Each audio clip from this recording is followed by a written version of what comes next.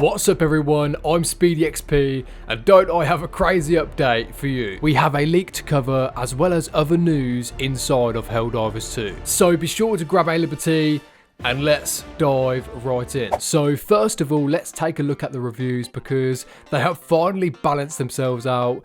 As you can see right here, the reviews are a bit better. I still don't understand how losing planets made some people want to put bad reviews. It just baffles me, man, honestly, it just baffles me. Like, what in a managed democracy is that? Someone please tell me.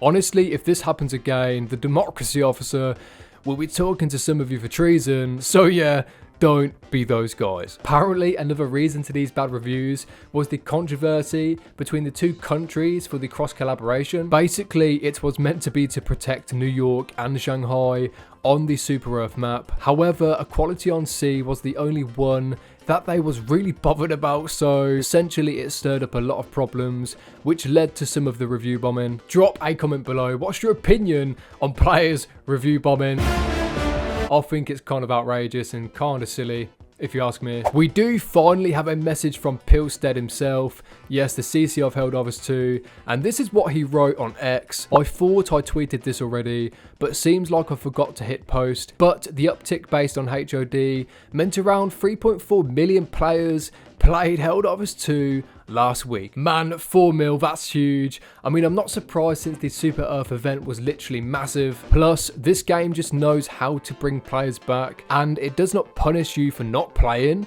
If anything, Helldivers still rewards you, and that's why this game as a live service has carved its way to being so successful. Yeah, it just simply doesn't punish you for not playing the game. If anything, you come back and you get flooded with endless rewards from previous major orders, so tell me another game that's as good as that, okay? Because a lot of them are microtransactional, and a lot of time they also punish you, yeah, for just not simply playing. So with Helldivers 2, you don't have the fear of missing out because, you know, if you come back in and you haven't played for, what, 3 months?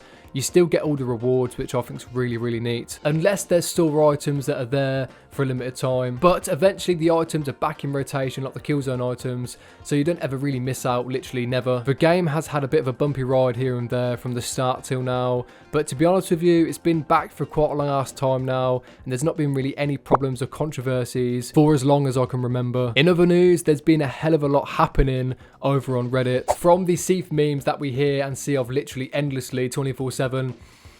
I can't get a break from those memes, honestly. Everywhere I go, there's a Seath meme. Literally, there is a Seath meme. To some even more brighter game appreciation posts, like this one right here. Enjoy the real-time eclipse on Grand Iran. Now, what I like about this here is the small details in the game. There's a lot more going on than you realise in the game engine. And when you take the time to actually look at the small details, it really makes you grateful for the game we actually have right now. So just taking that view, okay, that beautiful view, just for a second. Democracy at its finest. Until we decide to liberate it for some oil, or we slaughter a whole species for something we may need. In other news, there's a huge debate on who actually won the battle on Super Earth. Because yes, we fought the Illuminant off and they literally scattered, but Super Earth is looking kind of rough right now. So who really won the battle? A matter of perspective. Who won the battle? We defended Prosperous City, destroyed the Great Host, and killed 7 billion Illuminant. We totally showed those squids who's boss. We destroyed almost every city on Super Earth, killed the president, and most of our casualties were voteless anyway. We totally showed those Helldivers who's boss. And you know what? This may be treasonable thinking, but they make a valid point. Really, it does make you think about the overall narrative because we did fend off the squids, but at a major cost, literally at a major cost. We barely made it out alive, literally. Because the president died, we lost a load of cities, and we took a hell of a beating. So drop a comment below, who do you think really won this battle? I think it's a tie. I mean, we did an awesome job really, but they did literally throw us under the bus. Now, moving on to something pretty wild, and I find funny as hell. I don't know if this is real or AI generated, but apparently by many sources it's real. So if this is the case, it's just literally wild to me, honestly. Basically, Helldivers made the news in China. Yes, in China. So what this translates to is a cross-border collaboration between China and American players. defending Shanghai, and this supposedly appeared on Good Morning Shanghai. Communism and democracy coming together for Super Earth. Why not? On a serious note, the Chinese players are so goddamn patriotic on this game. This is obviously a team effort across the board, you know, all across the world, but yeah, they are so patriotic, these Helldivers. To me though, it's straight up madness this made the news, with over 150,000 views, so yeah, it's really just mad in my eyes. One thing I was hoping for is that the Illuminants could have taken this guy away when they left Super Earth. Yes, just so democracy can be restored, but unfortunately that did not happen.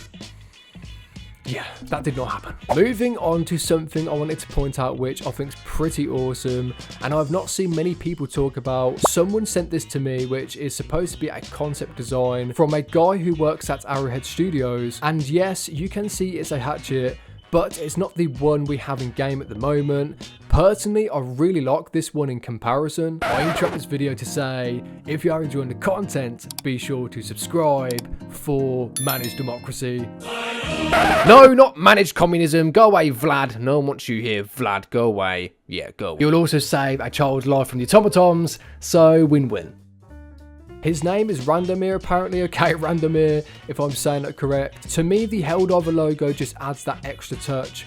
I think it's way better than the one that's in game. Now, moving on to the leaks. So if you don't want to see future content, this is your time to leave. However, this is a really interesting one because we haven't really seen many leaks up until this point. I think Arrowhead personally are trying to keep things on the low side now. They're trying to kind of secure everything so things don't get leaked as much. Whereas before we were seeing so many leaks here, there and everywhere, it doesn't seem we're seeing as many now. So this leak is suggesting a new vehicle. Yeah, another new vehicle to enter the game, or it could be mission related. This specific leak is by Sunder. This shows some sort of cargo vehicle, almost like an APC. We did see an APC leak when the game very first dropped, so take all of these leaks with a pinch of salt because we don't know if they're genuinely going to be in the game anytime soon. Some could be for a later date, some could be for like a much sooner time period. However, since we haven't seen many leaks for some time and this is the newest one, I thought it was a good idea to go over. As you can see by the image, it looks like some sort of cargo / NPC, maybe for escort missions. I mean, there's been so many different leaks for vehicles, from a rover to the original APC, which was one of the very first leaked vehicles. So of course, there seems to be quite a lot of different vehicle types Arrowhead seems to be working on at this point in time. Sunday Night says, the cargo car. This is the cargo car. Not much is known about it, but it has fully working animations and has driving animations, so it could potentially be drivable. Whether we drive it or an AI does is unknown. Here's all the images on screen as you can see from different angles. I think it looks really cool. It does look like a truck / APC. For some reason it gives me Red Faction vibes. If you've ever played that game, you know what I'm on about, Red Faction Gorilla. There's loads of different vehicles you can drive there, and yeah, that just gives me Red Faction vibe for some reason. Red Faction collab? Crossover? That being said, a Red Faction crossover, I think that would be pretty cool. Anyway everyone, let me know in the comments, would you like more mission types utilising vehicles, especially something escort related? I really would like that personally. Think about it this way, the first vehicle that was shown as a leak was like an APC, as I said earlier, with a machine gun on top. And then there was a rover that was leaked, and then what did we get? Almost like a doom buggy. Yeah, just take all of this with a pinch of salt because, you know, the next vehicle that comes out could actually be an APC, could be a rover, could be anything, could be something we've never even seen before, okay? So just take it all with a pinch of salt. Moving on to the community comments. Yes, so Managed Democracy can prevail on YouTube. Old King says, I'll do a mix-up where Stalwart's max RPM is essentially my primary, and max level Ruptor is my support weapon. Personally, I think it's about time the Stalwart became a primary. That's just my opinion, and yeah, the Eruptor is just badass. It's probably the perfect weapon for just picking off, you know, the Illuminates from a distance, or just any enemy really for that matter. Dajul Reed says, I never used the Plasma Punisher until I made a new account, and it's amazing. My Body Addiction says, just make life easier for yourselves and go with the Ruptor. It's by far the best weapon right now, and it's finally getting the love it deserves. You know what, I completely agree with you insofar as it's the top tier weapon against every single enemy for all the factions. It's the perfect weapon, you know, for sitting back and just popping off at the enemy. However, when it comes to the Illuminant and wanting a weapon that's really fast TTK wise and can take out like 6 elevated overseers in a matter of like seconds or just like no more than a minute, I think the Scorcher is your best bet, but then again it really depends on your playstyle. If you prefer to sit back and take enemies out from a distance, the Eruptor is your best bet. But on the other hand, the Eruptor may not be the perfect choice if you want to be up close and personal. That's why I prefer the Scorcher, because it just suits my playstyle. But really, there's no right or wrong answer. It just really depends on your playstyle with what you choose. God Mode says, more options are always better in my books. Mutty Slayer says, give us dual wield pistols so I can be Django Fett with the jetpack. Nico Bellic says, I'd rather them upgrade and change passives.